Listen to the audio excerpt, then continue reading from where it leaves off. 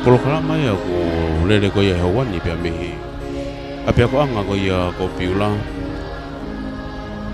Oku toko lahi au pito e kakai. Oku nau lava mai nau bea mai ke whamoni ki he programa o e whewhini.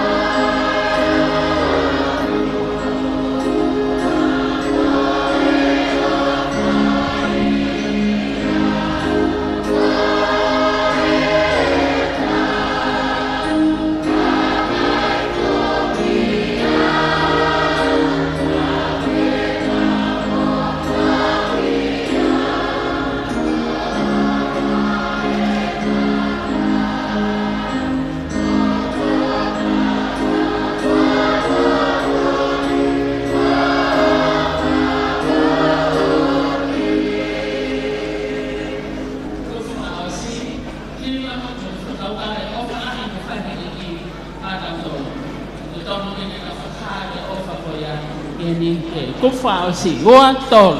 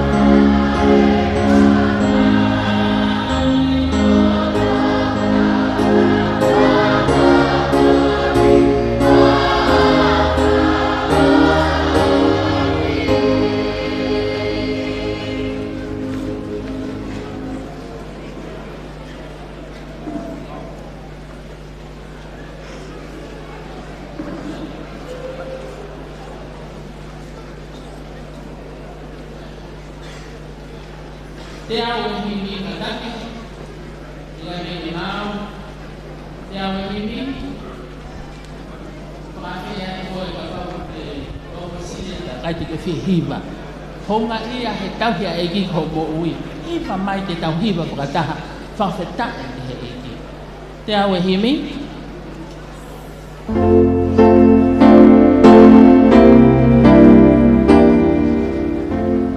e kautama koe ni mawe ni himi kataki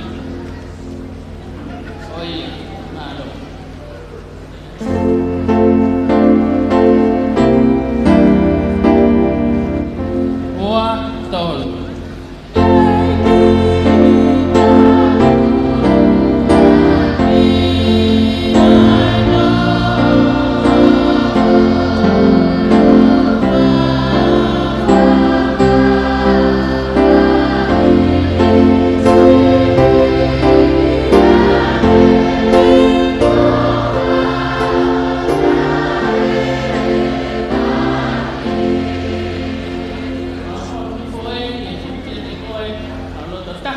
pe lo tu mo to ua tolu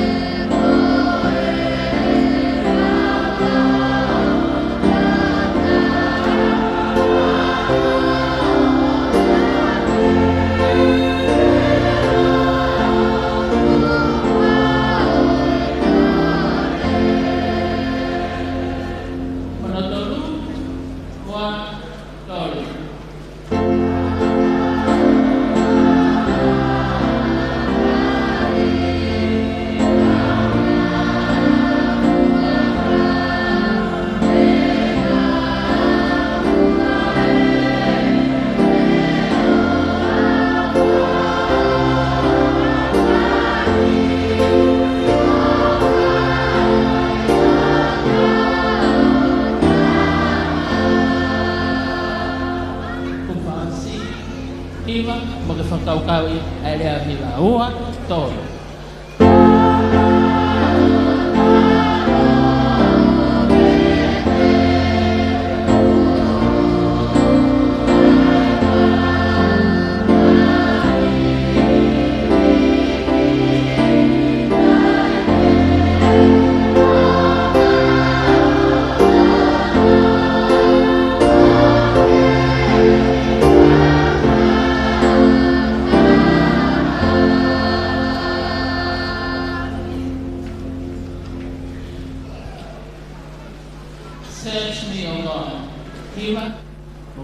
kau loto helea o hiba ko ni he fia feni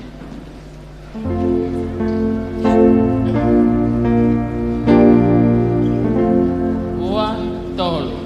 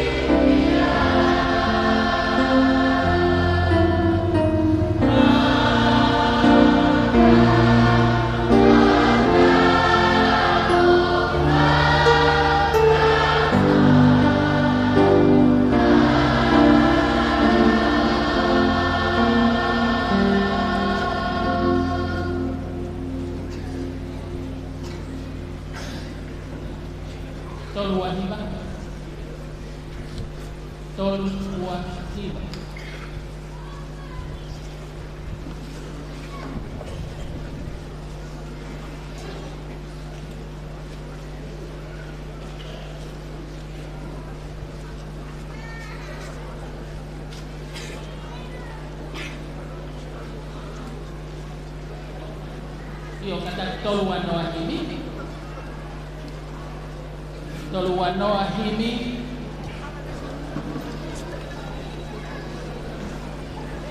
Tau tama koe ne himi ka taki ai mai tolu wanoa.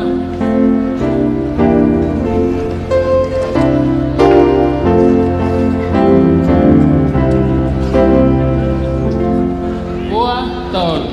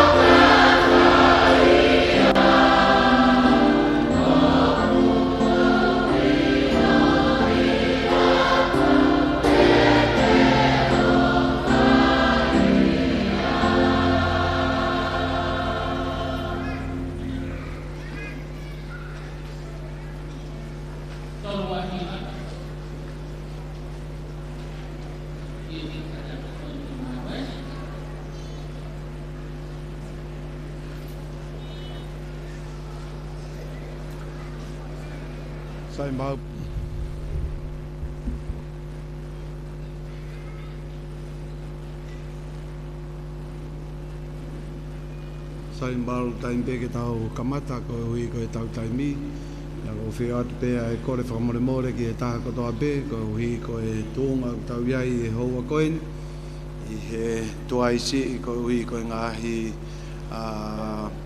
tatari holo ko uhi ko e tau ngahi nau ke whakahoko ake polokalama e whiawhini. Ka koutu iong mahu inga o mito peke te tau tolu ke tau kamata I he whiawhini I he tūnga ko ia kuia I. Whatau peke a whio ai o tuai o tau lotolotonga. Whatau puki he kerekere eiki o hahawe ala. E moe kerekere eiki tupu a o e lotu. Whatapu ki he whanau ka umai whakamopuna ho eiki. Whatapu ki he Palestine lahi o Isiasi, Dad Wilson.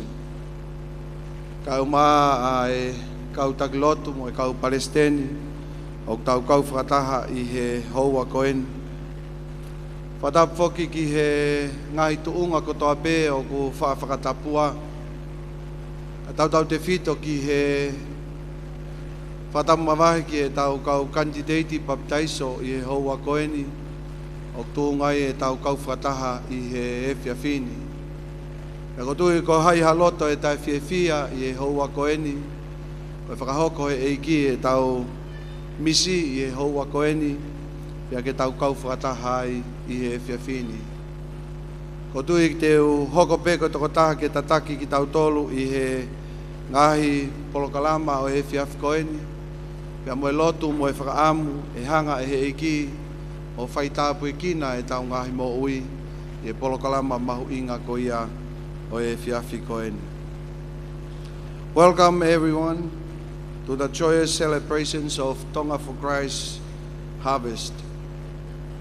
Today, on this Wednesday, the 15th of May, we gather at the Beulah Adventist College compound for an evening filled with spiritual enrichment and fellowship.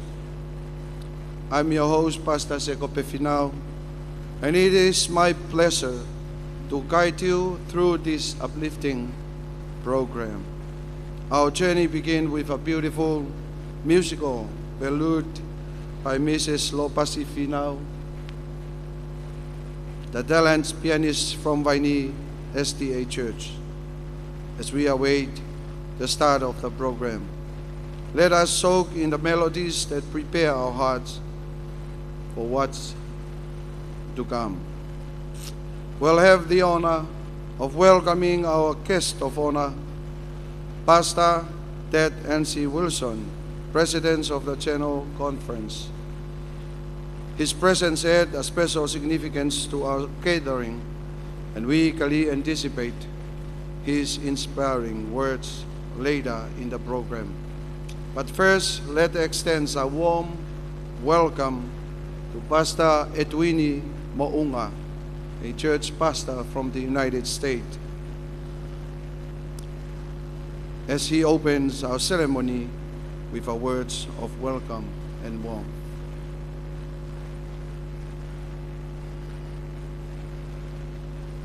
Fatulowat ka korpe mua ke u ngau e akpea e talafatap kakato kua o whahoko atu e he skeritari lahi o e siasi ka e atahapea mo oko e whainga maari e ke whakakato a e whatongia mahuinga o e fiafkoe o kou mau haloto fiafia ke uhanga o talitalelei a ki tau tolu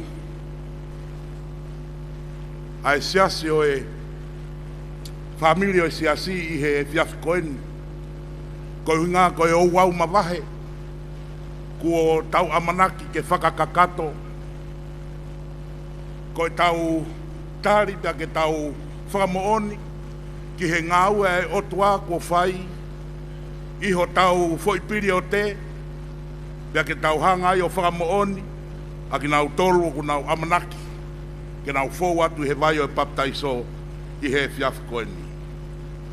Te lia na aku lau tuunga pea tō nou pea iro ia i hoku tua kai tuku pe mua ke u whakahoko at pea e talitali lelei o u whakafofonga i atu a e tangata eik prestenio e siasi ki a ki mou tolu katoa a e familio e siasi pia me he mama o pia moe ofi kua mou mea mai pia tau kau whakataha i he fiafi whakakoloa koeni ki he kau kantiteit kua mou hanga whai e whakapapau i he fiafi koeni ke mou hanga tali ho mou eiko si suklaisi pia ke whakaha ia ki tonga katoa pia moe siasi i he fiafini o kou fiafia ke u whakahoko atu e talitali lelei pia moe talitali loto maafana.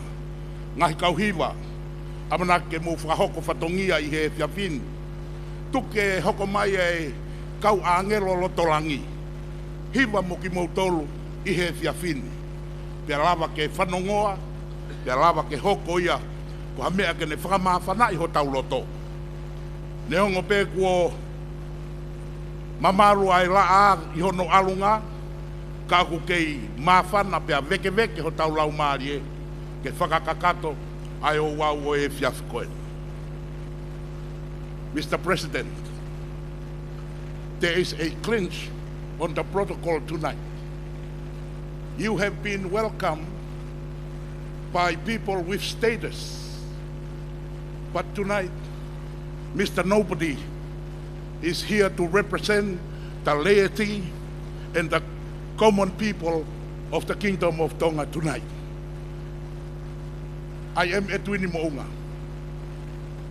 You and me, we came from America. I preached here on Sabbath, and I told them, the president is coming later, but you send me ahead so that I can speak to them on Saturday. So, but at the same time, Mr. President, may I tell you, as commoners of this island kingdom, we know that our land has been blessed because of your presence here. With all the presidents around the South Pacific, Mr. President, from the division, may I just say I quit looking at my note. Just let me talk to you all from the heart. We are honored. We are happy and blessed that you all have take time to visit our island nation, and I can say that our land is blessed because of the representative of God that are here with us in this week of celebration. Please, welcome. Feel at home as we feel much closer to God just being standing here and looking at all of you. Welcome to the Kingdom of Tonga, and to all our guests, all the presidents from around the South Pacific. It is our honor to have you. And I couldn't think of all the islands and the names because I am with the president from America. So I can only say, please feel welcome, feel at home.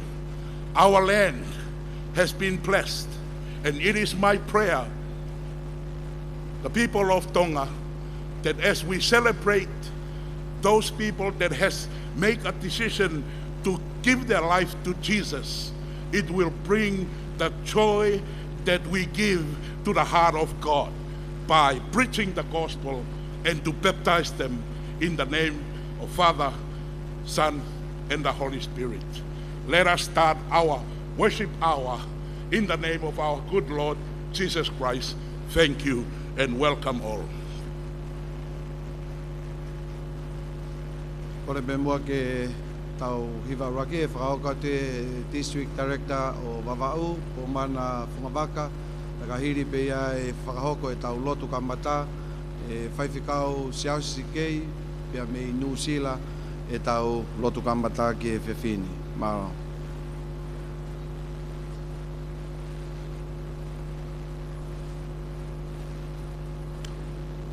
Whawa ke tau wawau malu o e Whiwhini, himi, te au ni mga fulmanima himi, talu e kutui ki a sisu, ne umamangi au, whaha e lau marie, ko ia, ko aku, o ko iloia, o ko whalala mo tui ki ai, o ko ne mawhai ke tauhi, a ia ko tuku ki ai, ato e whawhike mo mea ki longa ke tau hiva ulaki, malo.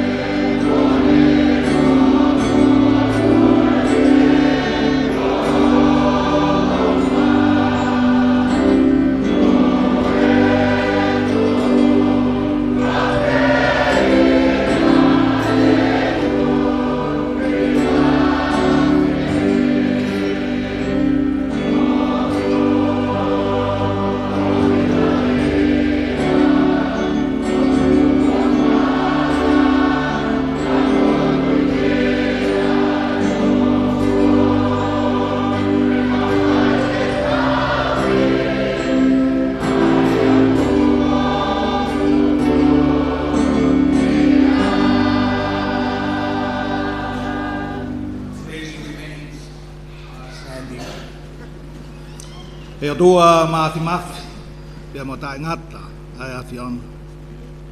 Whonu ho mauloto i e fia, koe uhi, ko hanga whakatahataha i ki mautolu, pia mo e taki, ho mau siasi, i he mamani koeni. Whawheta i be mau mo ui, ki ho tataki, me he kamata o e uike mahu ingani, o mau tu uta, i he fiafi whakaosi, o e whiohi koeni.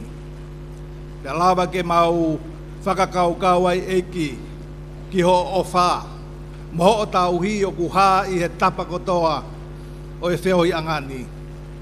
Pia mau whakamalo eki, ko ngahi lau maarie, ko nau whiri ke mui mui a te koe, whakapapau i e nau mo ui, o ku nau i a te koe, mau ai pe.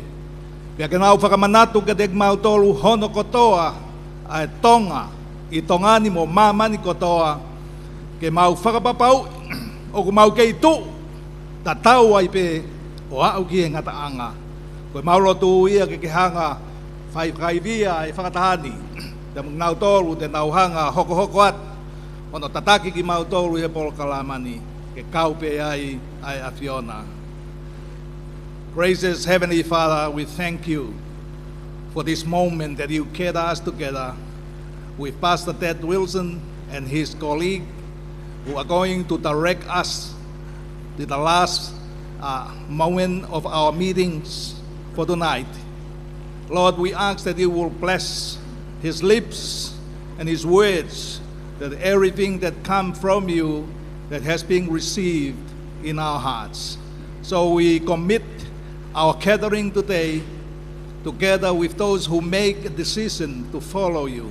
Please bless them, bless us, bless our gathering together, for you will be our God from now and forevermore. In Jesus' name we pray. Amen.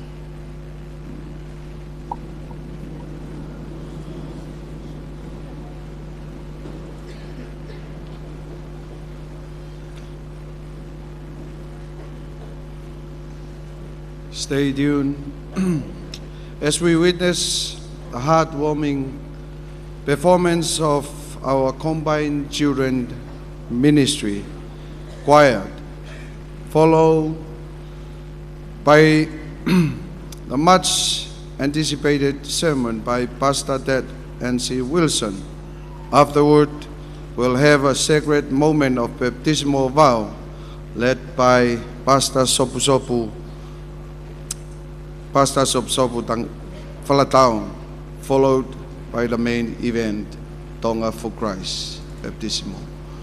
Whawhea te kauhiwa e Children Ministry, ke rau mai tau hiwa mawahe i he whiawhin, ki mua ke toki hoko atu e tau malanga, ia iai ko Sopu tēne whakahoko a e tau whakapapau e kau baptaiso.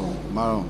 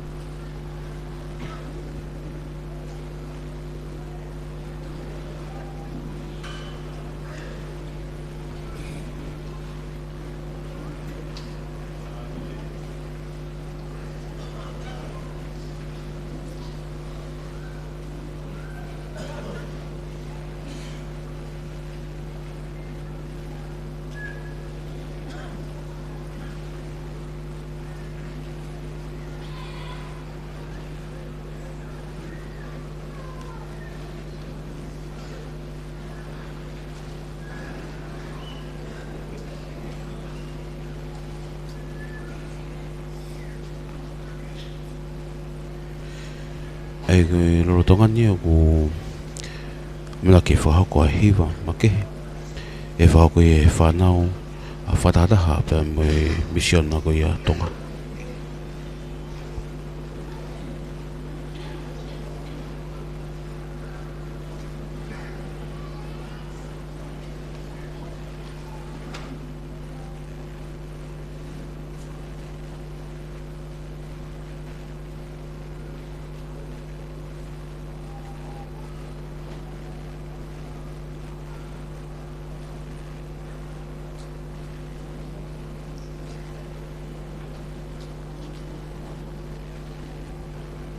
Koe ku iai pe tui o ki ai palapale ma teknika le koko i ta whakoi i he mea rea ka ku e kauhi Vaini ai wharataha e mai whanau ko ia e misiona na osi mau ke whakoi na hiwa ike i he taimtatau ko e hiri ko ia hiwa ko ni hiwa make he ko ia whakoi e whanau pe ai whahako lewa ai ua o malanga pe mo e ako naki ko ia oi whewhini whahako pe presen lahi oi ahawhitu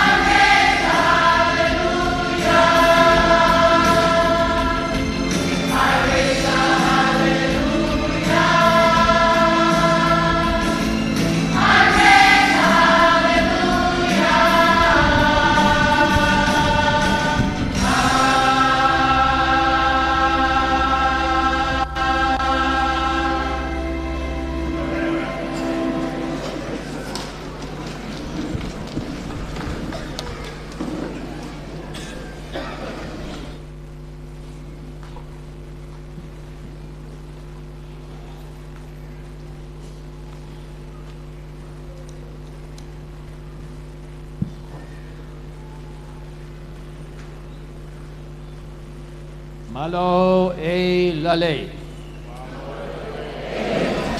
What a privilege to be with you tonight. Whainga maari e mawahe ke tau ka whatahe whiawhini. My heart is thrilled to see so many here. O whiawhia pita uloto he mamata te ka te mautolo koto he whiawhini.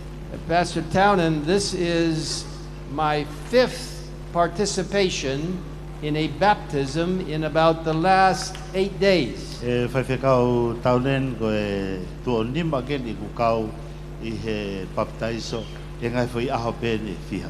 We have had so many baptisms in Papua New Guinea. Toko lahi apita mau kaupapi Papua New Guinea.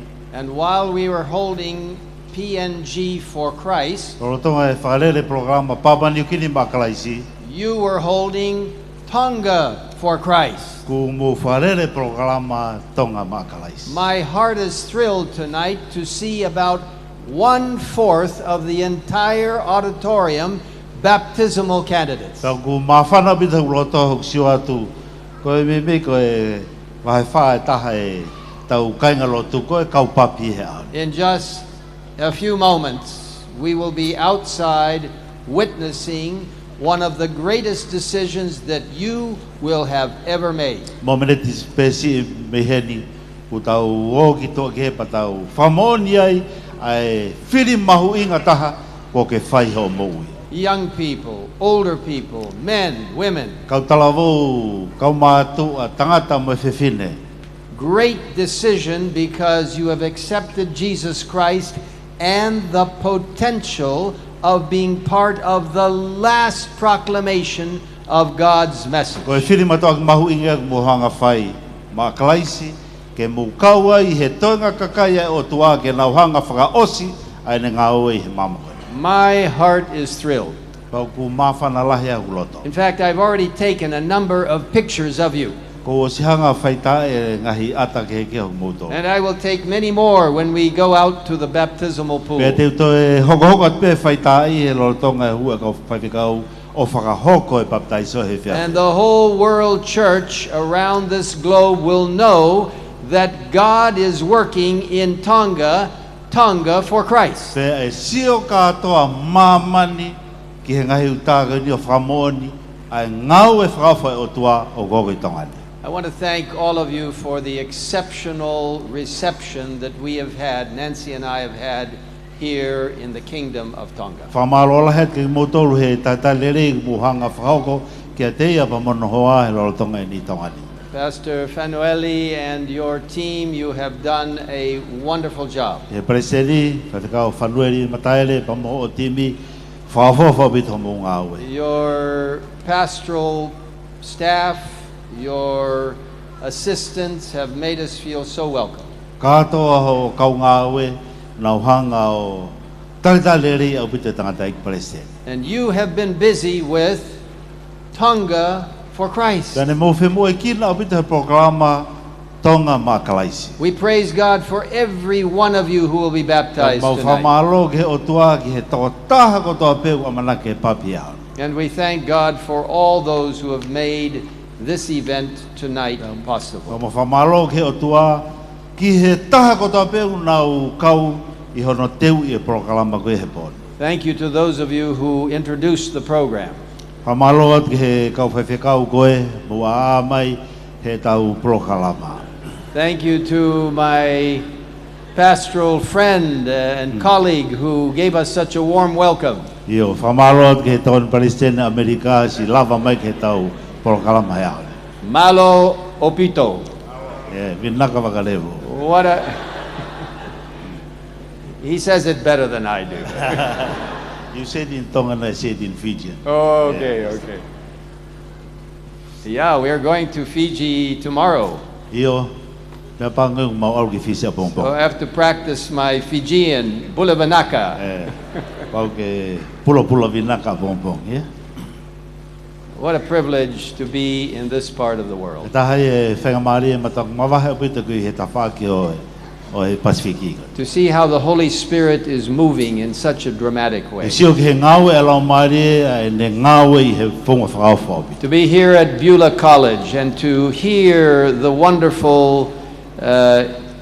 the wonderful sounds of the young people and all of those participating. Ke uheni Beulah pa whanonga ngahi ongo matua whaofa o bito ai leo e tau kautalapo. Thank you, choir, for singing and for the beautiful congregational hymns. Whamaloa ke he koe whanau he whaofofa hiwa pamo e ngai hiwa whakatoa himina tau hiwa nai whaofofa. Praising God and giving him the glory. Whawheta i ke o tua pia tau hanga hiki haki hono koloria.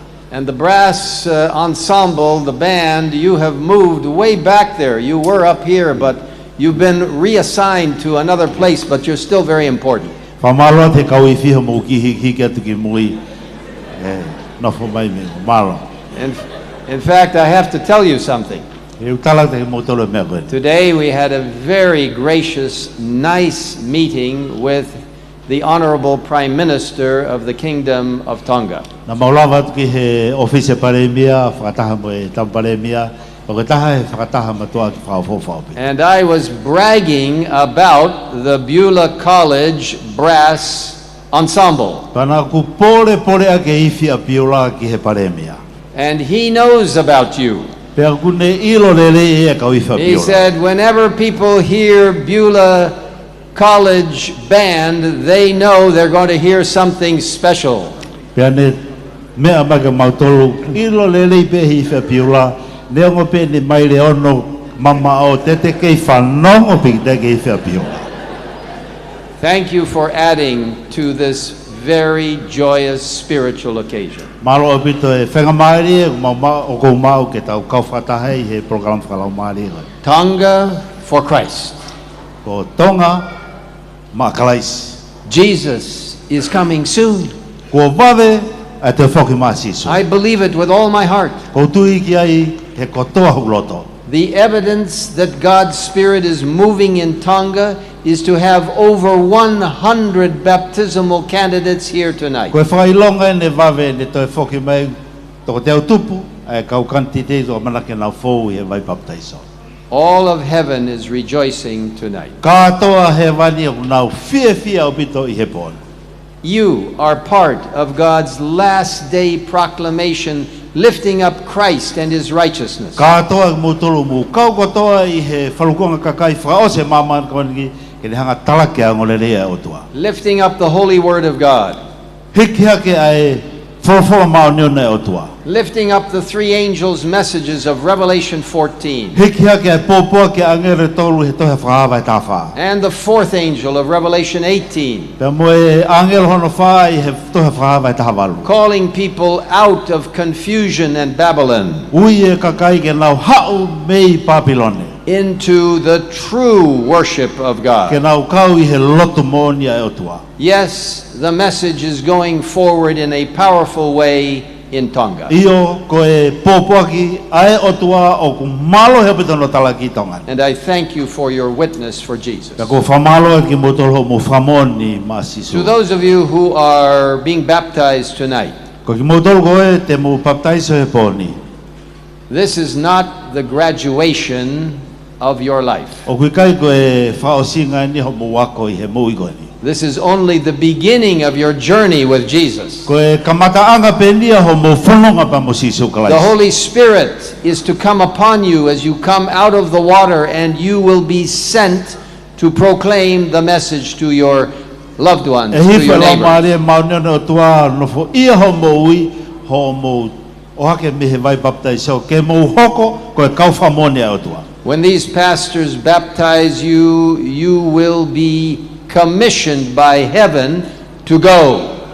Tai me hanga he kau whawhekau ko ni o baptaiso mo tolu te nau hanga whekau e mo tolu ke mo alu ki maman. I don't want to offend the pastors at all.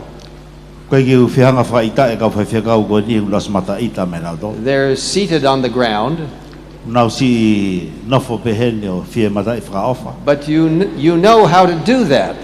Kau mo ilo pego me be nau tonu ke mo whai. When you came in, Tai mona mo hume e kilotoni I was watching you. na ku whakasio whia tu mo tolu. And the ease with which you immediately got down and sat on the ground, I was amazed.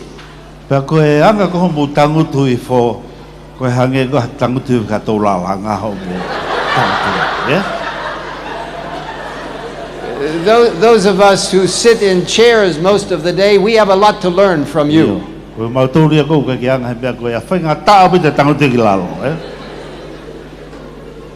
What a fellowship we have.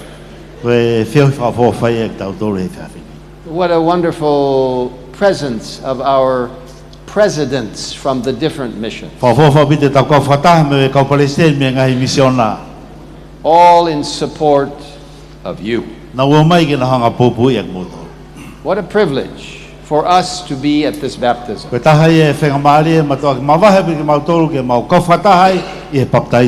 This is the Tonga for Christ harvest.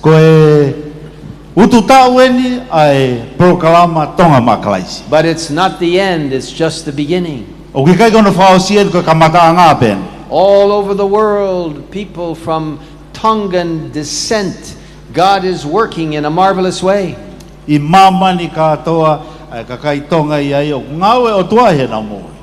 Wherever about double the amount of the population here in Tonga is now spread all over the world, in the United States, in New Zealand, in Australia, in other places. And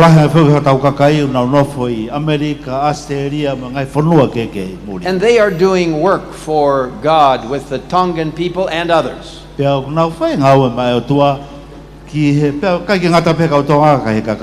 see, Jesus is preparing his people for the final loud cry.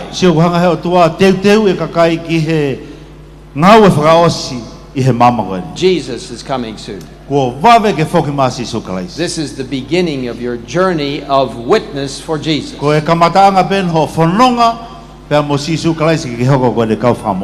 In the scripture, there is an amazing explanation of the willingness to go for Jesus.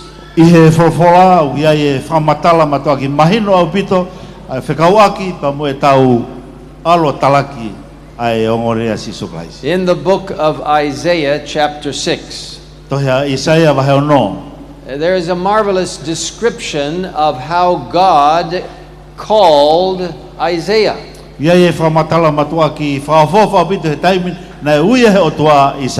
And he is calling you tonight. Over 100 of you who will be baptized. And those who have already been baptized, he's calling you too. You see, our theme, our strategic plan for the entire world church is I will go.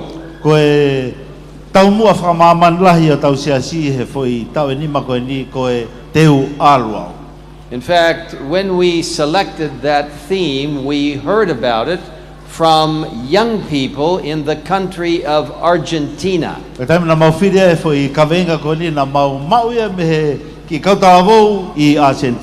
Young people who were on fire for mission work.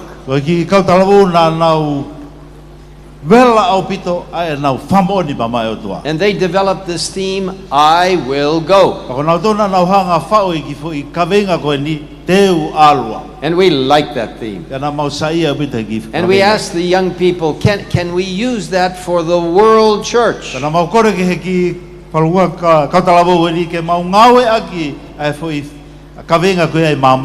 Oh yes, you can use it. But they kind of wanted us to let the whole world know that young people came up with that theme.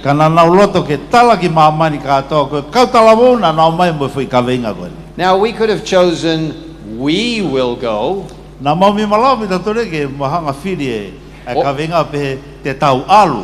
Or the church will go. And those are good themes. But this is an individual calling to all of us to be involved in total member involvement.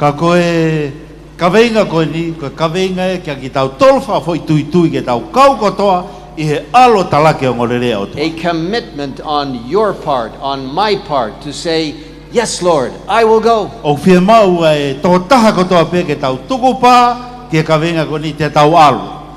In the 6th chapter of Isaiah, Isaiah explains an amazing vision that he had. Vai ono tohia Isaia whamatala e Isaia ke vision e foi vision de whawhawhawit. It says in the first verse that Vesu loaki in the year that King Uzziah died, i he tau kona mataya Isaia I saw the Lord sitting on a throne high and lifted up. na kusio he talone o tua no foi ai o lunga o pito. Now I want you to get the picture of the throne room of God. Fe mau ki hanga whatonga ai talone o tua. Use your imagination now to understand this amazing throne room. Ngawa ki ho whakaukau ki hanga mahino i talone o tua. And the throne of God is high and lifted up. Ko e talone o tua ia o kutui o lunga o pito. And it says that the train or the end of his robe filled the temple. Pe ko e teunga ko ia o tua ne hanga ia o ka pui ai te pere ai tempale o tua. Here in Tonga, you wear very special outer garments which are very distinctive for Tonga. I tonga ni tau tawala ko e me ia mawahe o pito. And God wears special outerwear like this, but it's very long. Kau ko e teunga o tua be me pen kau hange hangai fu. Teunga to ki loloa. And his robe filled the entire room. Ano fu ko fu loloa o ne hanga ia whafonu ka atoa loki. Verse 2 says that seraphim, these are angels, stood there in that throne room. Pea pehe he vesa no wā tuwa e serafimi I loto I he loki ko ia. And each one of these seraphim had 6 wings. Ka koe ka atoa kau serafim kau angelo ko ni o kuono nau kapakau. With 2 wings, he covered his face. Koe His face. kapakau e ua o ku ne ufi ufi ho nau mata. With 2 wings, he covered his feet. Koe kapakau e ua ufi ufi a hono wae. This was a sign of great respect to be in the presence of the King of the universe. Koe whakailonga e ni e whakapapalahi ke he tui o universi koe ni. Now, I mentioned to you, I think, that I grew up in the country of Egypt. Nā ku tupu hake I he whanua koe ko ispite. In the Middle East, you must be very careful never to show the bottom of your foot. I he waha e whetu waha hake loto loto o ku kua paupeke ki hanga o ufi ufi ka atoa ho wae. You know, sometimes Americans, they get very lazy, they get very casual, and they cross their legs and they show the bottom of their feet to the people they're visiting.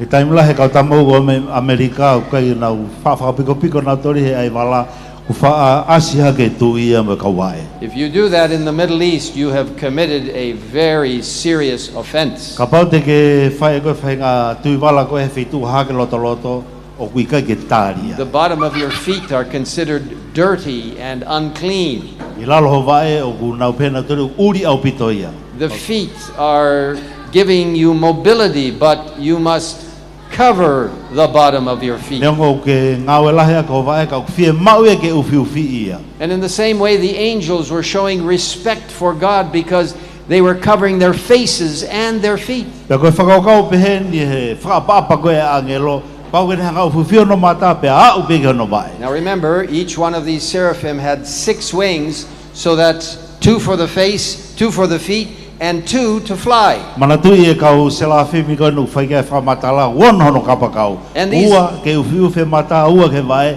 pe ua rewa ke nengao ki ka ne pula. These angels, these seraphim who were above the throne, flying, they're crying to one another. Pe koe kau selafimi angelo koe ni o nau ui ki he whiui aki ki nau tolu. Verse 3 of chapter 6. Vese hono tolu e wahe ono ono. And they are saying the following. Ka koe mea en koe na nau whiui aki. It is reflective of Revelation chapter 4. O ne hanga wha matala I mepa mo whahawa he wha. Check that in your Bibles when you get home tonight. Alu ki api he whiawhini pa lau lau ho Tongatapu e wahe koe. Revelation chapter 4, it has only 11 verses. Whahawa he wha vesi pe tahata. But it tells us how the beings in heaven worship the Almighty Au God. ne hanga tala mai tau tolu ai whaunga ko lotu ai e kakai Nau tolo i he langi. Giving God glory, not themselves. Hiki hake ai gloria o tua o i kai ko nau langi nau. Young people, when you sing or when you play instruments, whatever you do it to God's glory, not your own. E kau talavou koe ha e whainga ngau ke whai pe ku ke ifi, ha mea lea, katoa ngau ngau ke hiki hake gloria o tua. And these seraphim, these angels who are flying above the throne and they are crying to each other, they are saying, Pea koe kau se la whi koe ne nau whi puna ke loto langi ko nau whi ui a kien. Holy, holy, holy is the Lord of hosts. Ma oni ai o tua o langi. The whole earth is full of his glory. Koe mamani kātoko ni o whanui he gloria o tua. And while they're flying back and forth and singing, something else is happening. Tai mo nau whi puna ke ai langi tu e pa me te me mawahe ku hoko. Isaiah says the posts of the door were shaken by the voice of him who cried out. Pea pe Isaia koe nau whi puna ki koe a kua ngalululu ngahi pou o loto langi. And the house was filled with smoke. Pea whakawhonu e whare i he ao. I hope you're imagining now in your minds what this throne room must look like. O whapea muhanga whakaukau i mai e taloni kone o tua e ahono whotunga. The majesty and the power of God. Ai langi pa mo e hivi koe o tua. Things are shaking and smoke is all throughout the area. Ngalululu e mea kotoa pepe a whonu ao ai tempare koe. And Isaiah was feeling very small, Pena e ongo i si au pito a Isaia. feeling very sinful, Ne ongo i au pito e ne angahala. feeling very inadequate. Ne ongo i au pito e ne tae tau. My dear friends who are going to be baptized tonight, Kau ho whakatoko ua whakatoko whawhine o manake mo baptise poni. you may feel a little bit hesitant about the future. Marapete ke ongo i tae tau ho siwat ki he kahau. You may feel a little bit insignificant. Marapete ke ongo i o wikai ke mahu inga ho moui. I want to tell you, God wants to use you in a powerful way. O whi talat ke motolo o whi mau he tua ke ne ngau ke motolo he whaunga matua ki whaofa o bitu. To be a witness for Him after your baptism. Ke hoko koe kau whamo one o tua i he oso mu baptise. Oh, Isaiah was feeling so small and sinful. Monia na o ngoi si au pito a Isaia mo ne o ngoi ni ang halahe ni. After seeing this masterful display of God's power. E ne sio i he no whatatae ngeia mo langi o tua. In verse 5 he said, Vese no ni mana ni pehe ai. Woe is me, for I am undone, I o ko au ko e anga hala lahi. because I am a man of unclean lips, E ono hinga ko au ke tangata au e lelo anga hala. and I dwell in the midst of a people of unclean lips. Pe ko nofo i he kakai o ku kagerelei anga hala lahi.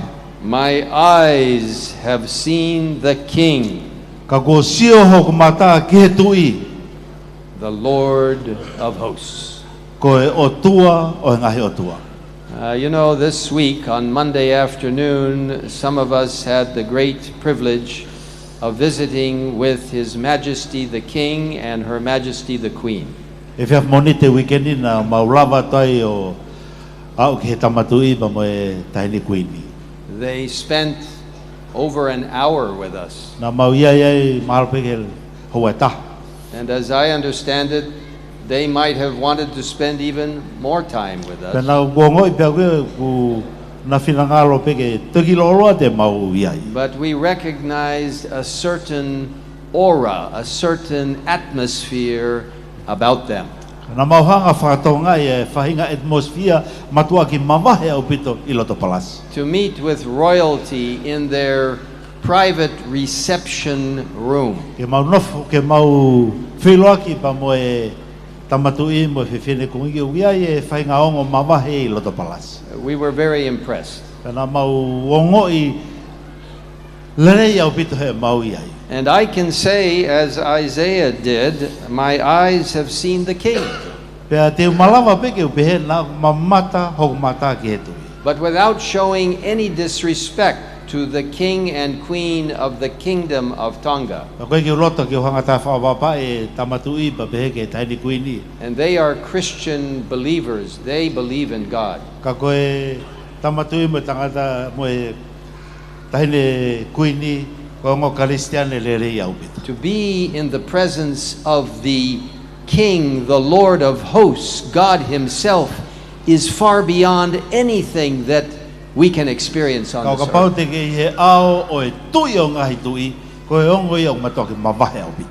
And then it says in verse 6, Te laure verse no. because Isaiah was feeling so small and insignificant in God's presence, he was feeling sinful. Kana he ongo iko Isaia ne anga hala mo ne tau I au o tualahi ko ni. God already knew that Isaiah felt inadequate. Nei o si afio he o tuaia e ongo tau ko I loto he ia Isaia. You may say tonight, baptismal candidates, I don't feel empowered. I don't feel adequate to be a preacher to other people. Pe mahalo ka whainga ongo tau pe te mo tolko amana ke mo baptaiso e whawhine te ke pehe. Anga whewhe ke u hoko e ko tangata malanga ko whewhile malanga. God knows that, and he wants to empower you with the Holy Spirit. O ilo ia o whewhe pehe o tuaia whainga ongo ke te mo tolu pakulu whina ngalo o tuaia ke ne hanga whamalohi e mo tolu he mo. God already knew that Isaiah needed assurance. O ko si afio e bete o tuaia o whie mau e Isaia ia ha whalotolahi. And in verse 6 it says, one of those seraphim, one of those angels who was flying, went to the altar and took a live coal from the altar and came over to Isaiah and touched his lips. Pe uperewa he vese no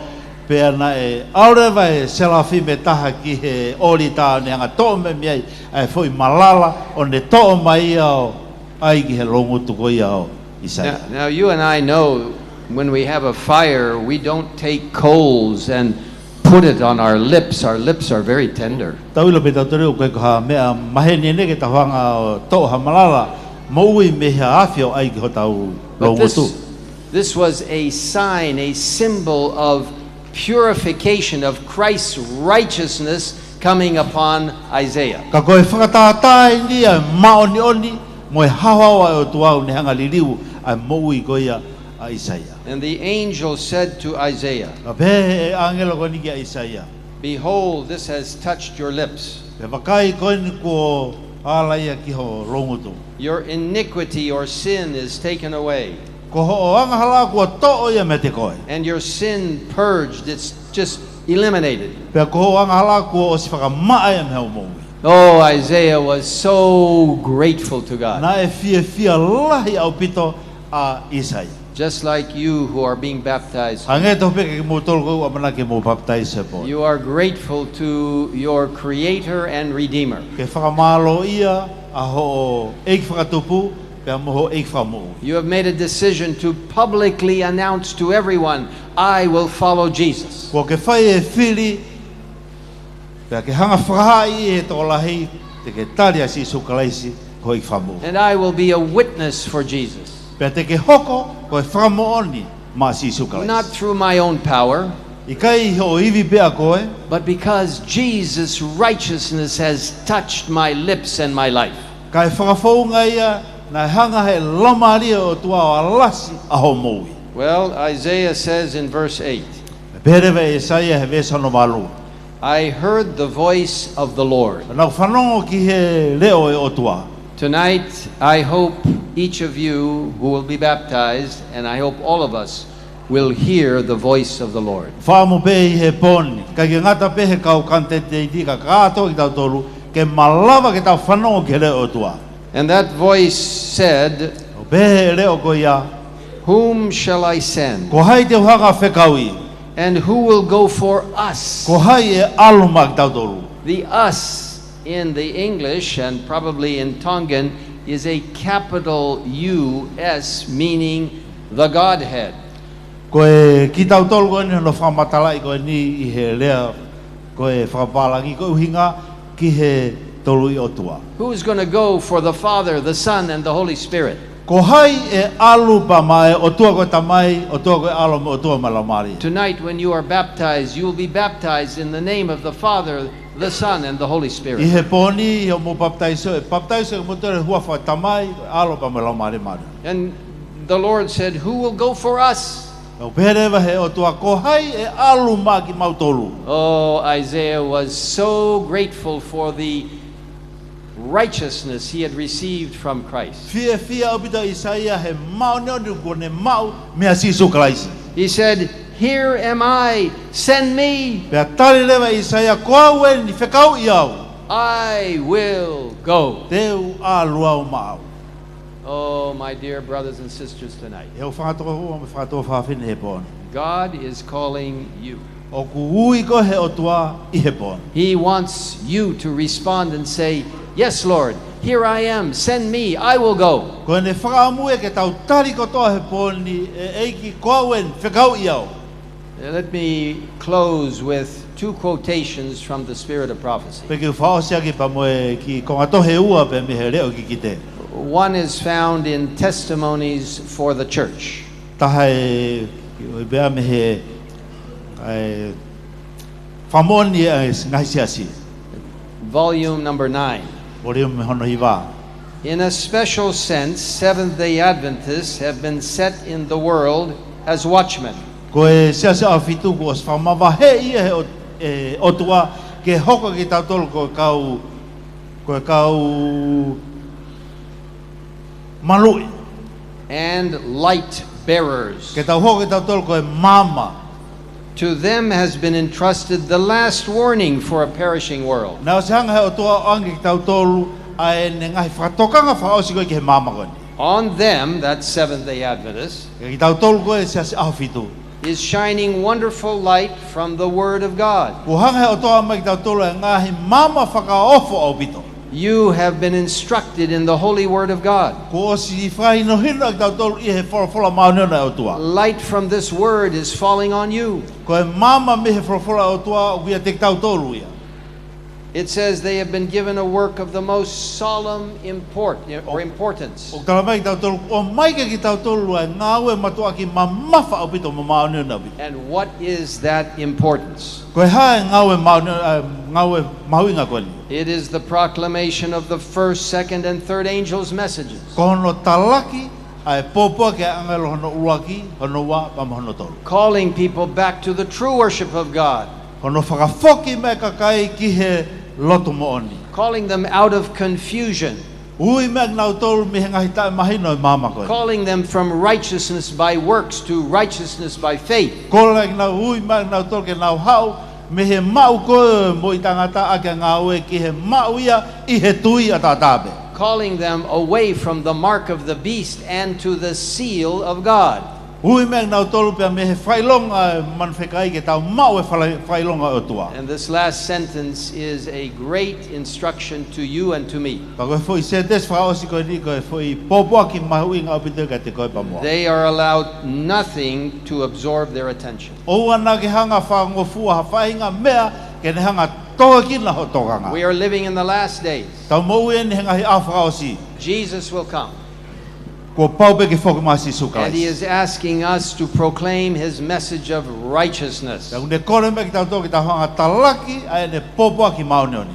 And listen to this beautiful quotation from Steps to Christ. Whanonga mai ki quotation koni pia mi he step to Christ.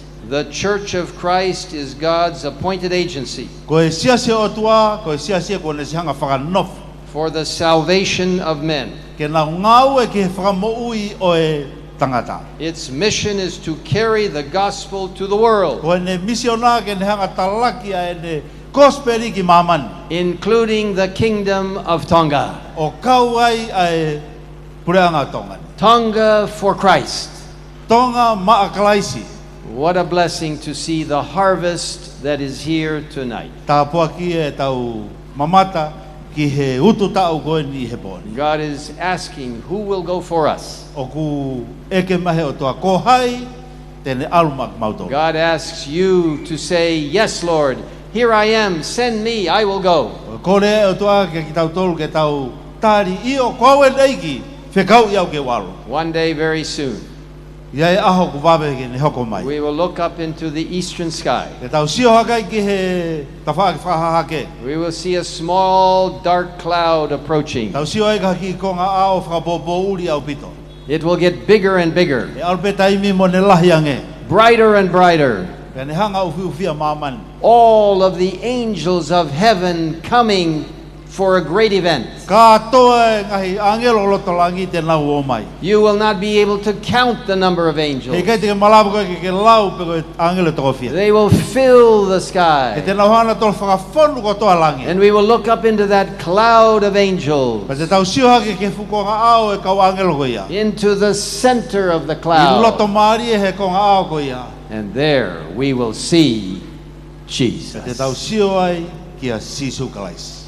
the King of Kings and Lord of Koe Lords. tui o ngai tui pa mo o tua o ngahi o tua. No longer the humble lamb, but now the King of the Kai ke universe, koe lamia o tua ka koe tui a urvesi koe ni. coming to take us home to be with Him. Ne whoki me ke ne hanga awe ki tau tolu ke tau kaufata mo ia no. And we will look up and say, this is the God we've waited Te tau for. sio hake o tau pehe koe ei kieni na mau tatari ki ai. And He will save us. Te ne hanga whamou ia ki tau tolu. And Jesus will look down Pea sio he wha Sisu ki tau tolu. and He will say, Te ne pehe mai ki tau tolu. well done, good and faithful servant. Lerei au pito kau sewa niti ko mou whai to tonu le rika te. Enter into the joy of your Lord. Mou hu mai ke whiwhia anga o tau eiki. And the Bible tells us, Tau mai ki tau tolu he wholofola. the Apostle Paul tells us that those who are asleep in Jesus will rise first.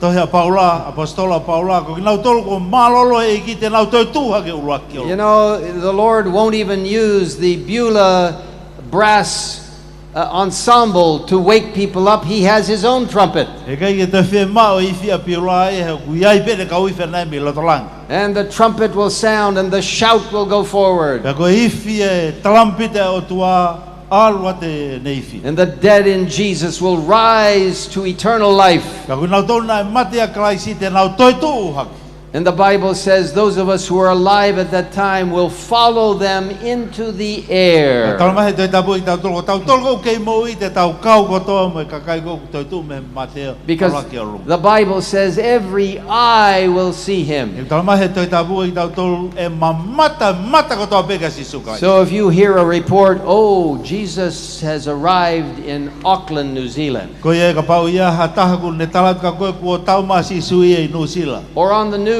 we heard that Jesus has arrived in Samoa. Ka pau te ke whanonga he o ngongo kua whoki ma Sisu i Hamoa. Oh, we heard He came to Solomon Island. Ka pau te ke whanonga he o ngongo i ku haui ki Solomon Island. Or maybe He's in the Cook Islands. O mahalu alu ki Cook Island. Or in Sydney. Pei Sydney. Or in Buenos Aires. Pei Vunesala. Or in Johannesburg. I Johannesburg. Or in Paris. In Paris. Or in Cairo. Pei i Cairo. Don't believe it. O ana ke tui ki ai. Because the Bible says every eye will see Him. Tamai tau tolu he toi tapu e mata ka toa peki ai. His coming will be audible. You will hear it. Ko ne whoki mai i he leo lahi kua pau peki ke whanonga. His coming will be visible. You will see it. Ko ne hau e malawa mata ka toa peki sio ki ai. His coming will be literal. He will be in the sky. Ko ne whoki mai e mooni au pitoi he te tau mamata o sio ki ai. And we will all rise to meet Him in the air, and we will go to heaven to be with Ka Him. te tau aluha ke tau tolu ki he langi ke tau whakataha o alu ki hano api. And while we're rising off the ground, Ka taimi ko te tau aluha ke me he mama koe ni. I hope all of you who will be baptized tonight, Ko whaamui ke ki mo tolu ko tau peki mo papi he po. and all of us who are members of God's church, Mo katoa tau tolu ko tau peki me mi pao siasi. we will look around us Te tau sio takai holo. and we will see those whom we have shared this precious message with. Pe te tau sio ke ki nau tolu e nā tau wahe ki nau tolu e popoa ki koe e otua. Because God says, who will go for us? And we've said, yes, I will go. Te kono hinga koe taimi nai whekau mai o toa pe ko hei alu nā tau tari o pe he te u alu. And we will look around and see others who have joined us in this great final climactic event. Te tau sio takai hea ko sio ki he kakai o na ora koe ki he langi. And we will ascend and be with Jesus forever. Pe te tau waru hake whakataha pa mo si Isu Kalaisi o tau nofo ai o ta ngata. Oh, I want to be there that day. Io ko whaamuia ke iai i aho ko ia. How many of you want to be there that Ko day? hai ene nau tolo nau whia au ki iai he aho ko ia. Amen. Amen. Let me ask you one more question. Te whiu whaosien. How many of you in the next 6 months? Ko hai ene mo tolo he mahina e ono ka hoko mai. Because Tonga for Christ is not ended. Kono hinga ko e program ko Tonga ma Kalaisi o wikai ki Osia. Tonga for Christ will go on until Jesus' coming. Ko e program ma Tonga ma Kalaisi e hoko pe au ki ha rea ngau ma Isu Kalaisi. How many in the next 6 months, by God's grace, Ko hai hene mo tolu he mahina e ono ka hoko mai I he wafa Isu Kalaisi. will answer that call and go and tell someone else about Te it? ke hanga taria e ui ke alo tala ki ha tokota ai ofa Isu And Kalaisi. share your relationship with Jesus and invite others to be part of it. Pe ke hanga vahe aho vapa mo o tua ke hanga tonia kata ke ne taria Isu Kalaisi. How many, by God's grace, want to say, Lord, I will share, I will go? Ko hai hene mo tolu te ke hiki ako ni maa pa ke pehe io eiki teu alo vahe a Isu Let me Kalaisi. see your hands. Beautiful, Pe ke usio beautiful. ato mo ni maa. Let me pray with you. E loto. Father in heaven, thank you for this wonderful message that you have been giving to us to tell to others. E tamai mafi mo whamalo e te koe he pōpua ki whakaofo ki hanga o mai ma mutole whia whini. Thank you for the request that is made. Who will go for us? The question. Whamalo ke te koe pōreo ki hanga o mai ki mautolu ko hai e alu ma mautolu. Thank you that we can respond just as Isaiah did and said, Lord, here I am, send me. Whamalo tamai whakamare ke maurawa taria e ui ko ia hange koe taria e Isaia ko awen whekau i au.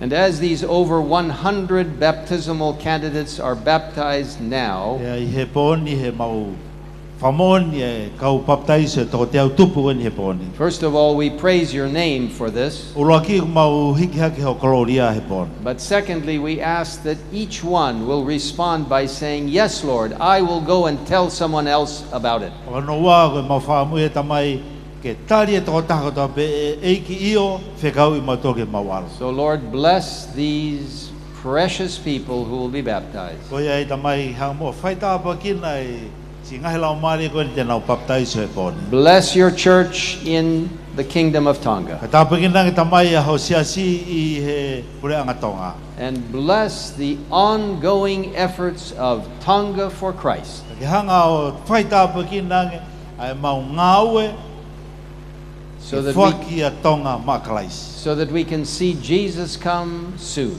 Ke malawa ke mau sio ai ki he toe whoki maa sisu kalais. and be with you forever. Ke mau kau whataha mo koe o tāngata. In Jesus' name we ask I it. he wafa maanu no sisu kalais koe mau lotu ia. Amen. Amen. Whamalo ki he whewhikau ko ui ko e popoak whakoloa ko ia, ka kei tue whakaloloa, whawhiva nukalo whake na o mai e tau hiva mawahe he whiawhini. O tonga nau teu mai, ka hiri pe ia e whakahoko e sopsopu a e whakapapau ko ia e kau kantiteiti. E ka hiri pe ia te tau hiva e haleluia, whakataha pe mo kau wifi ko ia e korisi.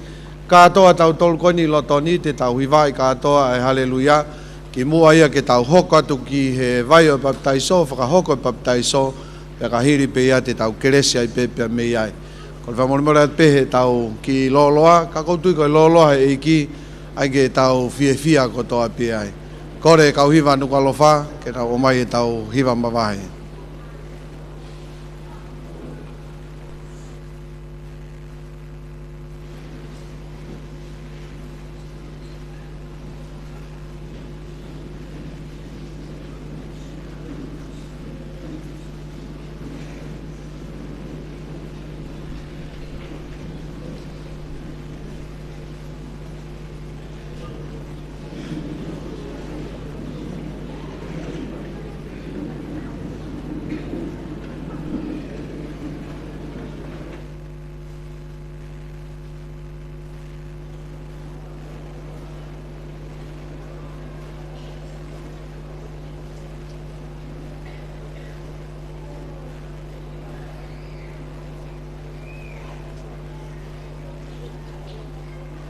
Kai ro tongan fuki aku fa ko e hiwa make me ko hiwa ko ya nukolofa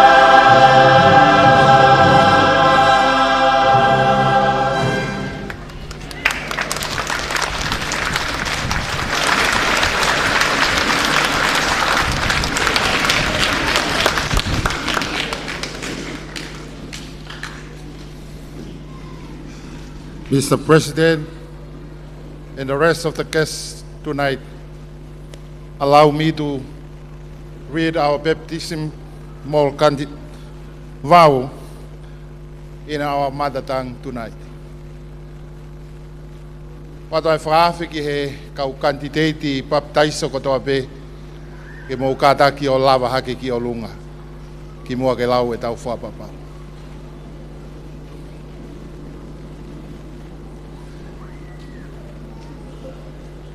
I ngahi whapapau o i pōni o ki ai ai whaafi ka pau kumou tari ai ngahi whapapau koe ni pia whaha I ho moutari aki ho moutari I o ki ai I he reo lahi au pito. Malo. O ku ke tui ki he otua ko e tamai, ko hono alo ko sisu kalaisi pia mo hono lau maari e maa oni oni.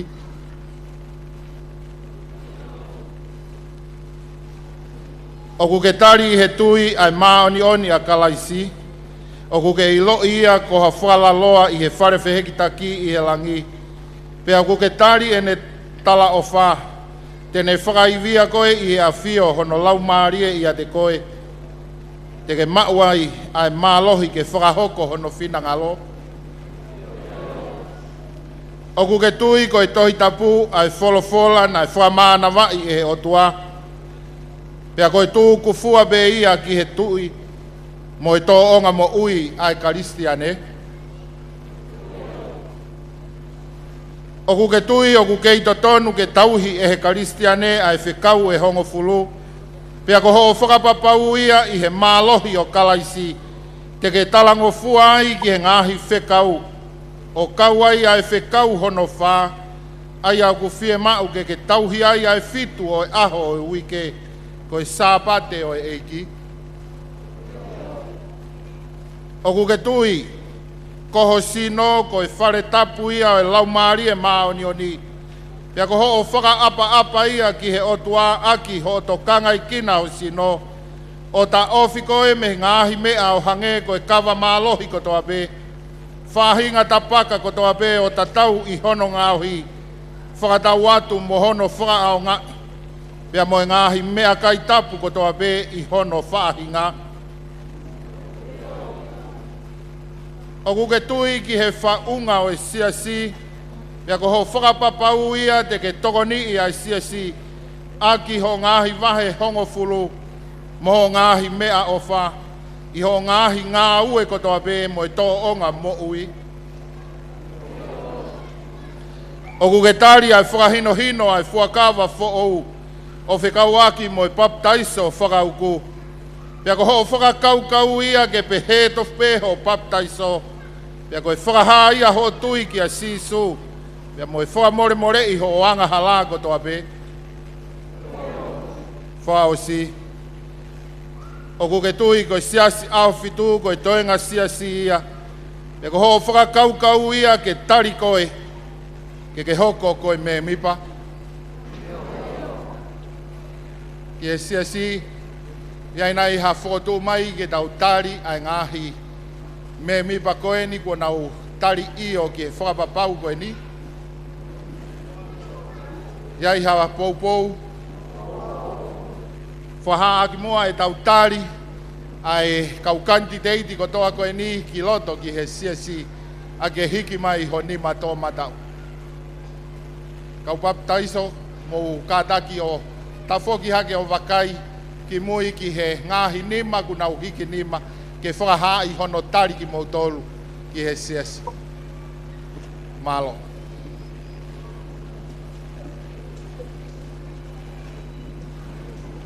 Whamalo atu i he lawalelei o e whapapau ai kau baptaiso, kai he tairimi te tau hiwai ai ai hiwai haleluia, ai tataki peia he whaifi ko ia ai korisi, ka ko e tiu tako ni pia mi Beulah, pa ko whawhi atu katoa ai kau hiwa.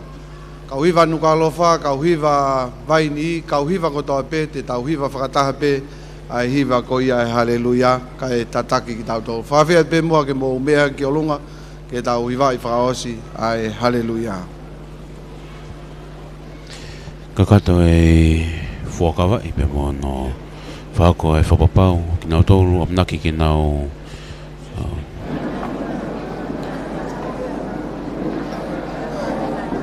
baptaiso i e whiawhini. Pea koe hoani koe haleluia.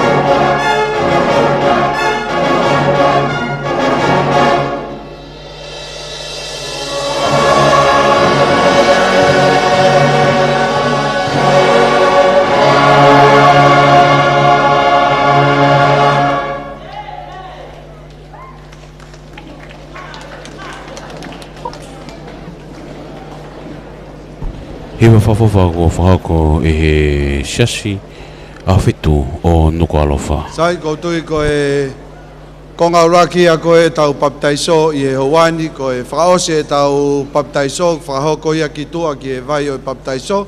Me ko e ko whawhe ka wifi ke nau muamua o taritari mai pia mei he vai papi. Ia ka hiri pe ko ia te tau whanonga katoa atu ki ai ai kau whaiwhekau mo e kau candidate baptaiso. Pea ko motore ka inga lotu lava peke mo nofo ange i he wharewhakatolo sio ang miai ko ni hi pe lava ang ki olunga te nau lava ange ki ai ke tau kau whakataha ai.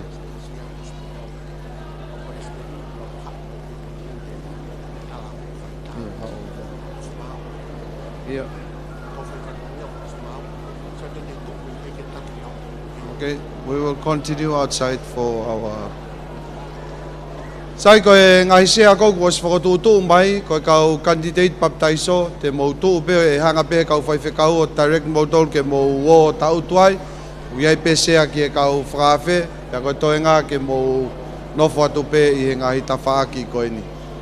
Hio, kore pe ke hao e tangataik pesteni, ke ne whakahoko a te konga koe ni. Malo.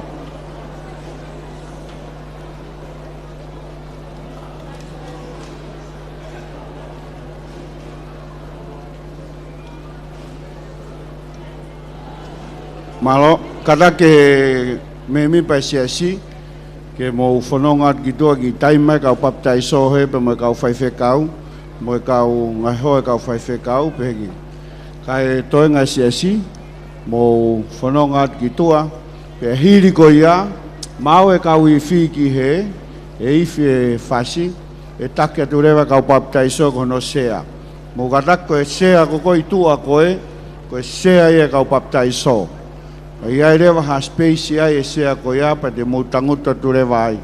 Ka kore ke kainga lotu, ke mo ngā unu atu ki tua ki he, tau ngā aue whataha pe ai, ai e tāri mai kau whaiwhekau ke mau sio ke kau baptaiso, pe mo kau whaiwhekau te nau hopo whakahoko e baptaiso, pe hiri ko ia, e tok whairewa e whanonga atu koi ki olunga. Ai kau baptaiso, pe e tataki at pe he toko taha, ai wharea koe e baptaiso kai whai papi rewa e toenga koe kau whai whekau. I am hoping koe Pastor Vaini and leaders will do that. They will announce the prayer and the rest of the ministers with candidates will do the baptism inside the baptismal bond.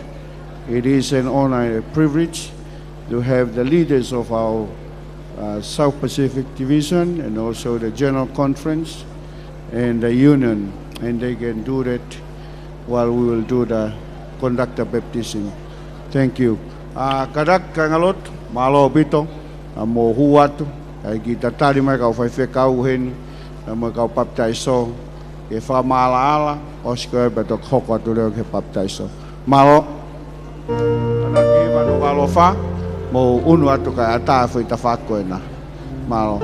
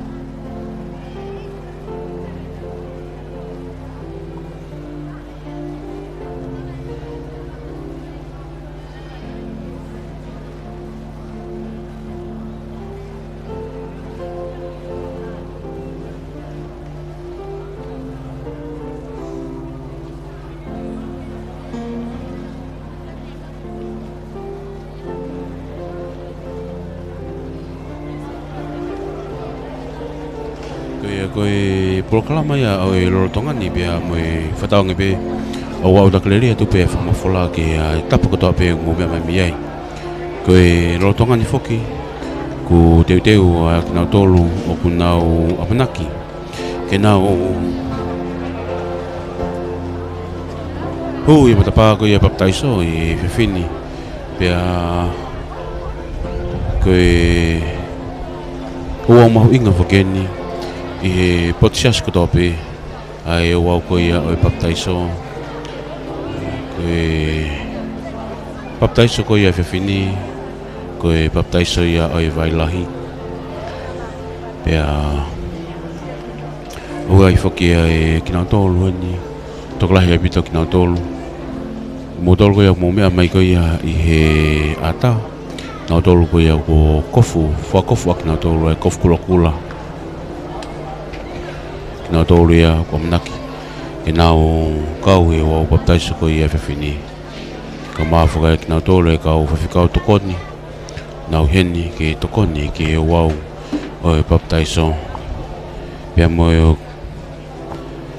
e paisen lahi o e konferensi o e sasi awhitu kene whahoko ai wau o e baptaiso.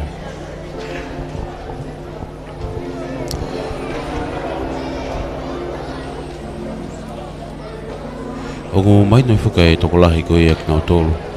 Oku nau ahia pe oku nau o mai ke kaunga whakamooni ki he ua o e whiawhini.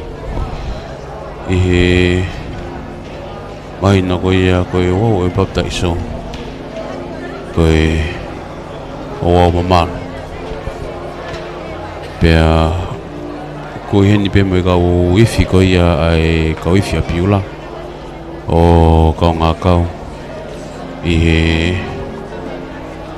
amnaki ke tataki e ngahi o wau e whaako I whini I he vai ko ia baptizo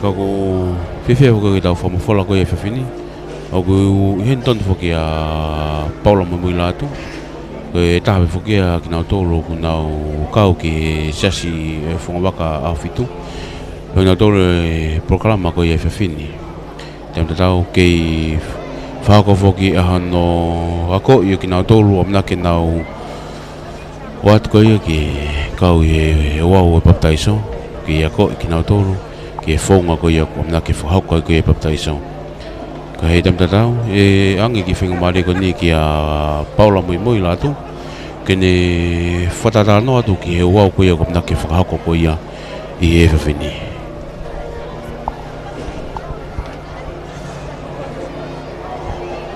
Sai kore begi hufanga ngai whakatamu ko asu no a whaki me kamata e programa o wau Tonga for Christ I he whiawhini ko I tu he taimini o mau kei taritari bengi he kau candidate I baptizo ke nau mea ange ki he vai baptizo ko whotu I he kau whaiwhekau I he mala e tenisi I Beulah, College Beulah pero ko e swimming pool ko e swimming pool o ko whotu ko ni ke lawa e kau papi o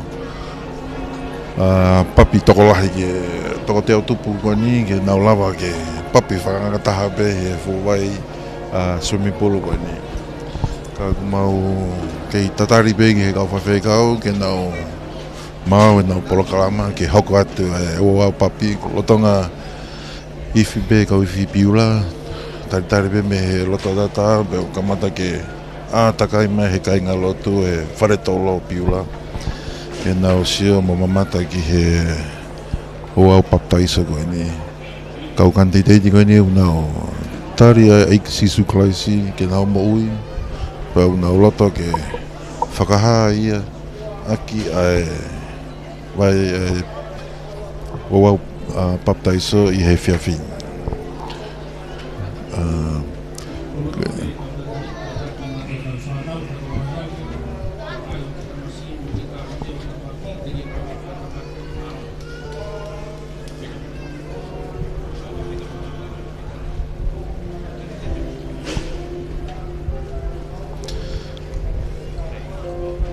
mau whamalo atu pege he kau ngau e Broadcom katalina tohi mo manga tohi e nau whakawhainga maari e mai e kau ngau e ke tuku atu e oa baptizo koe ni o whamalo pitu ke mo ngai toko ni neongo e last minute ui whakatupake koe ni ke moha o kau hono whakamawhala e ua baptizo kau mau whiawhia ke lava ke tuku atu e programa koe ni I e Facebook Broadcom 12.5 FM Facebook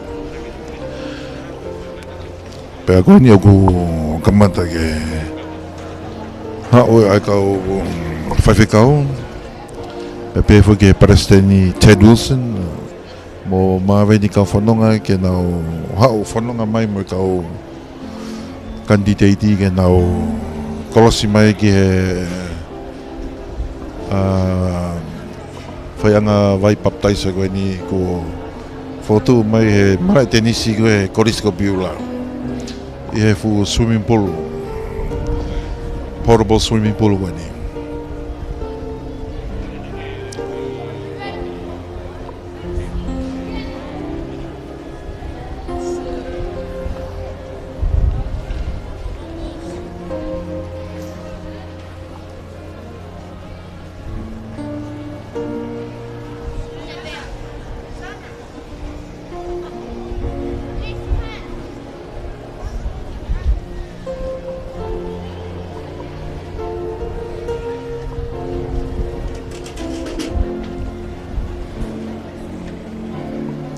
Wani ko kamata ke hao kau whawhi kau me kau kandidati me hawa wakawahol ke nao mea mai ki he wawai o e baptaiso wani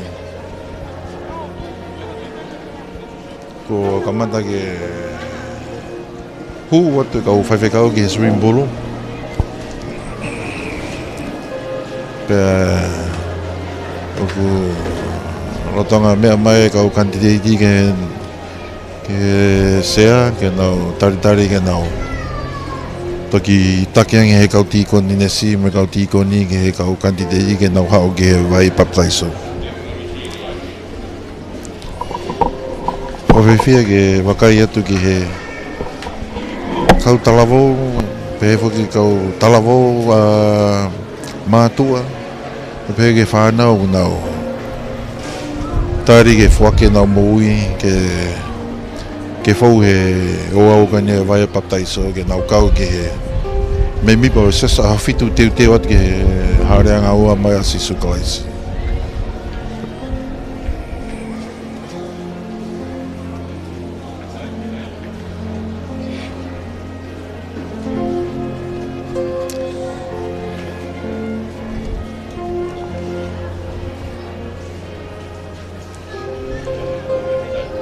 pe ye mea koe presidenti o talamai koe me mipa se safitu o whawhufua ki he ua miliona ka koe whai toko teo koe ni mei Tonga koe osi koe whiawhini e ua miliona mo e toko teo mei Tonga e whakalahi atu ki he me mipa e se safitu koe i mamani kotoa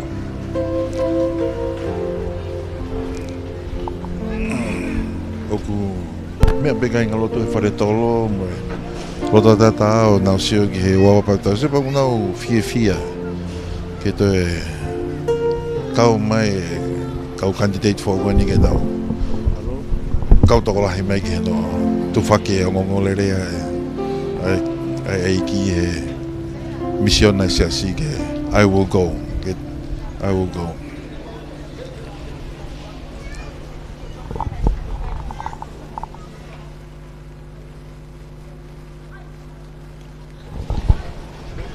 Koe whatara noi bea mui leo paula mui latu e ka whata mai ke tau programa whiwhini pea whatanga pea ku otakle rea tu pea whamafola ke tapa pea ku mea mai mi ai ke ui ai le te warwhipo ni maa me ilo tunu kalafa pea mi Beulah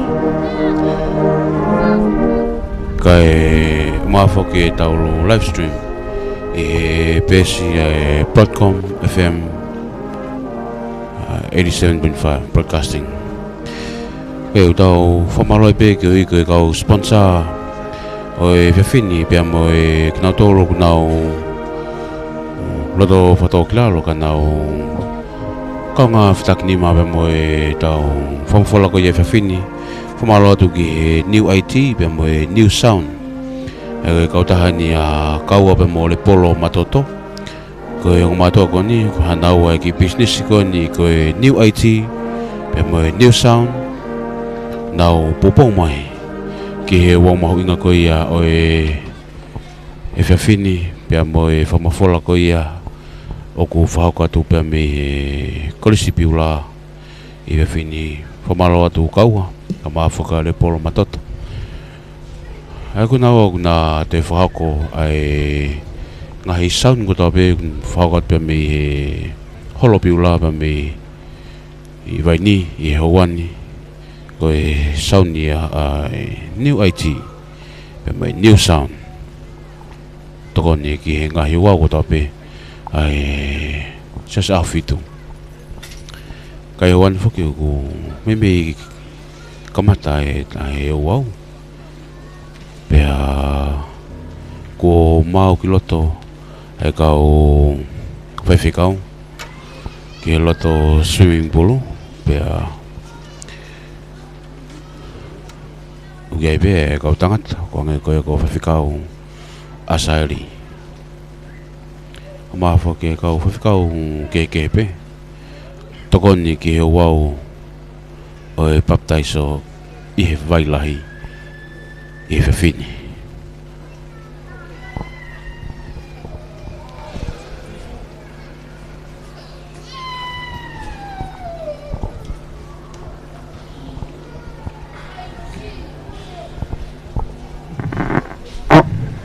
Vaini o mau e tau kau whaiwhikau ki loto. Pea kore ki he ngai hoa kau whaiwhikau ke tataki mai whanau. Te teu ke tau kamata. Chet.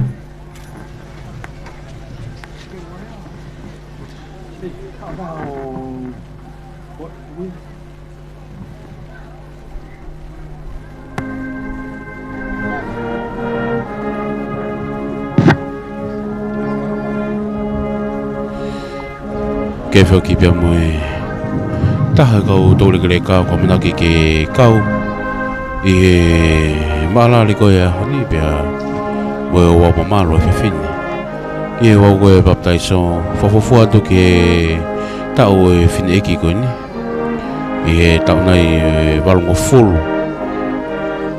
ka kone mea hake i he vai e baptaiso e stepun ki he loto ki he wailahi mai no foke he loto wiki wiki pia moe loto ke mo ui ako ne me atu ki he vai e baptaiso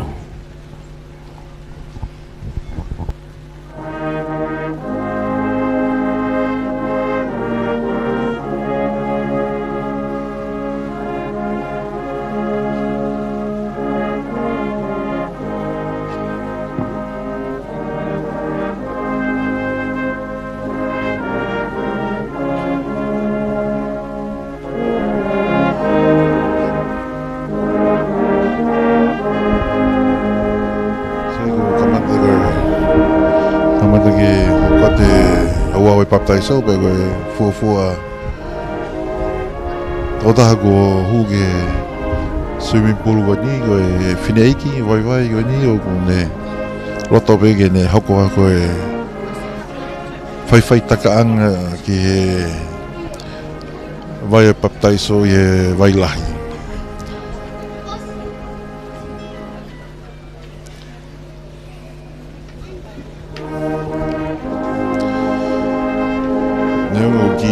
Viri mo ko a Beulah ko ke ma fana pe ka ngaloto ko ni me ka candidate ke no hoko tu pe o wa baptaiso ko ni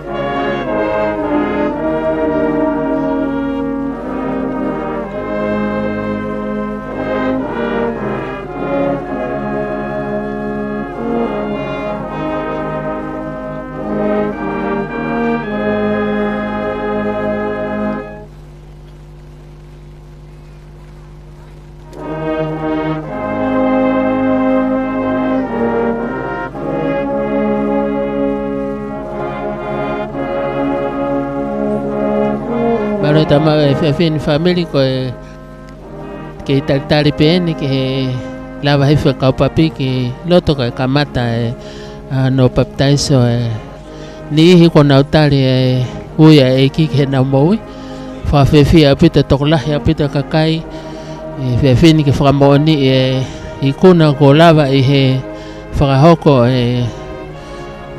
o Tonga ma kalaisi ko mo mea mai pe ki he loto vai papi ki he kau whaiwhi kau ku nau iai pe he whoki ke ngai lau maria ko nau tari asisu ke nau moui pe au whawhiwhi a pito neo ngoi momoko e whiawhini kau whamawhana pe e whataha e whamili e talitali le ngai lau maria sai mo mea mai pe ki ai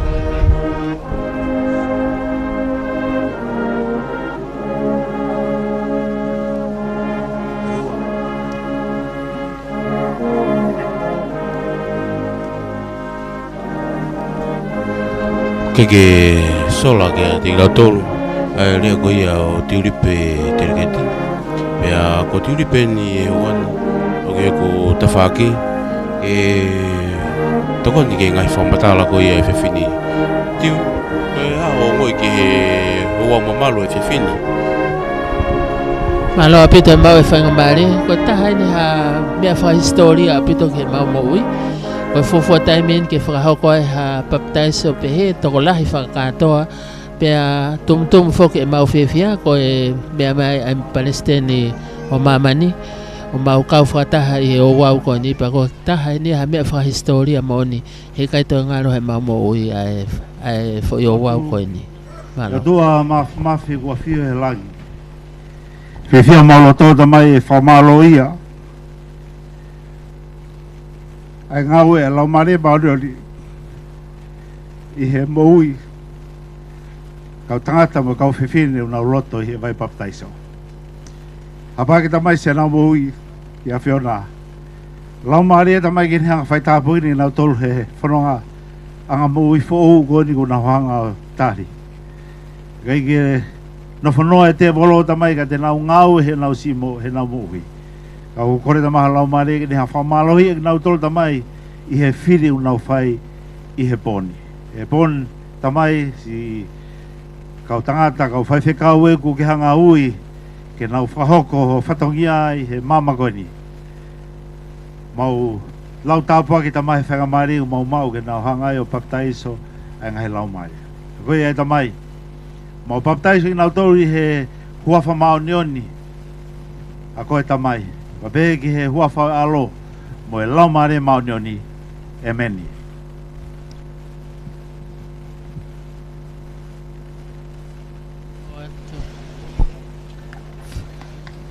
Family mo mea mai pe ki he fofua ni he ni ko baptizo i he vai o e whiawhini. Wha mawhana o pito wakaiat ka tingi nau tolo i he whili ko nau whai pe ako tau ilo pe e kai ke no whanoa te bolo ka koe whaamu pe ia ke mo lotua mai si ngai lau maari e koe ni alo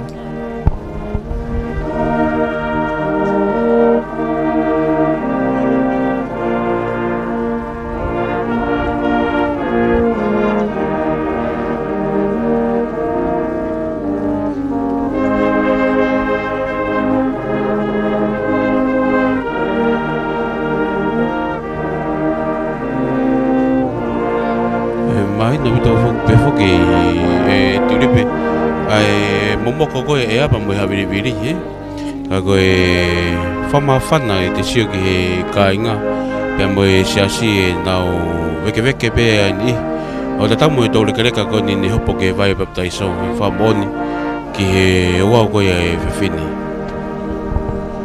moni apito ko ki tole kereka ko ni ko ne taki hifoko ki loto ta ne ngo momoko ka une ka te kina pe ko matu nga pe ne tui ke iki monetari e ui ko whai ka te ia. Whama whana apito e waka ia tuki ai o e tōre kare ka e o kone koe ke ne lau e momoko ka ko hui ko ne whiema o ke fōu he vai o baptizo i he ne tui ke mea na ne whanongo ke ai he tonga makalaisi pe au tau whawheta e ko toa pe ai. whawhiawhia, whamawhana o pito. Koe ke ngata tōrekereka, ko ai pe nihi matuatua, ai mo whanau, ko ai mo kautaravou. Tau whawhita i pe ke tokoni a rau maare o lava o whahoko ai whili ko whai e ngai rau maare koe ni.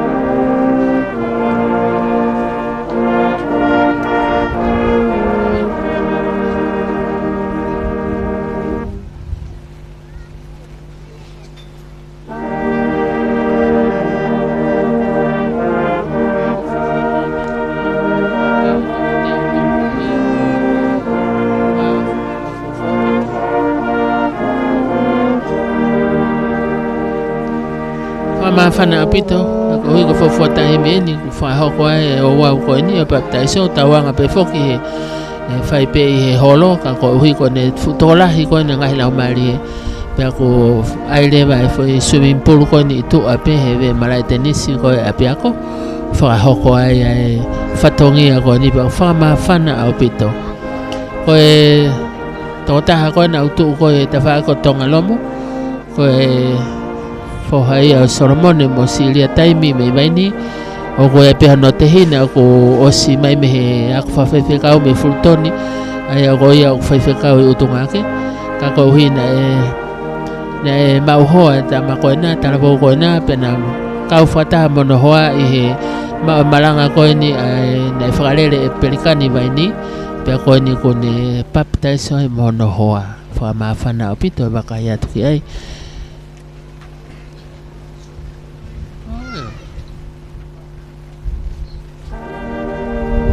Iyo, o Tatiana Hueco Lupe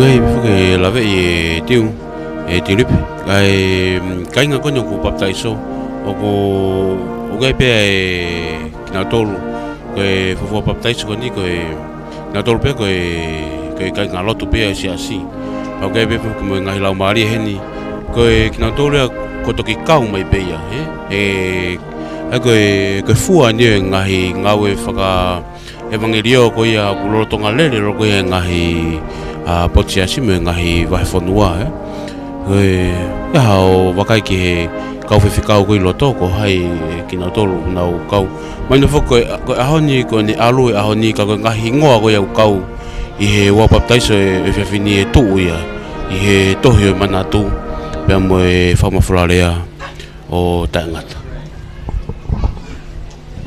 Gracious Father in heaven, we thank you for these wonderful decisions that have been made, young and old, women and men, all following you and giving their hearts to you and saying, Lord, I want to completely follow you in all my life, and I want to tell others about this wonderful, precious relationship with my Lord and Savior.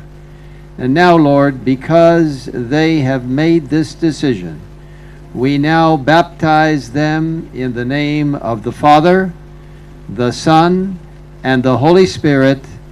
Amen.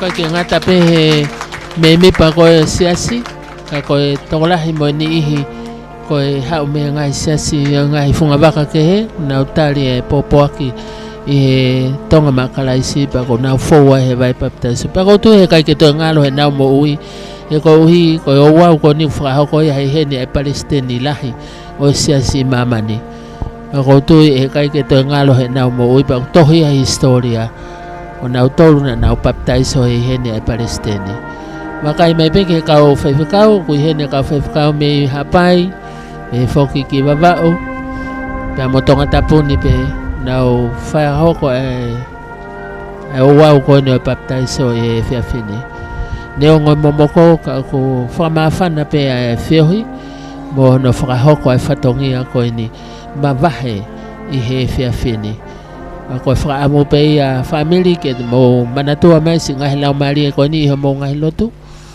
ko hi ka i no whanua te molo ka tau hanga pe o lotu a ke nau tau ke nau tu ma hoi mo ni ko nau i no mo nau tari ai whi lau lau nei whai e ki ma nau tolo ma lo apito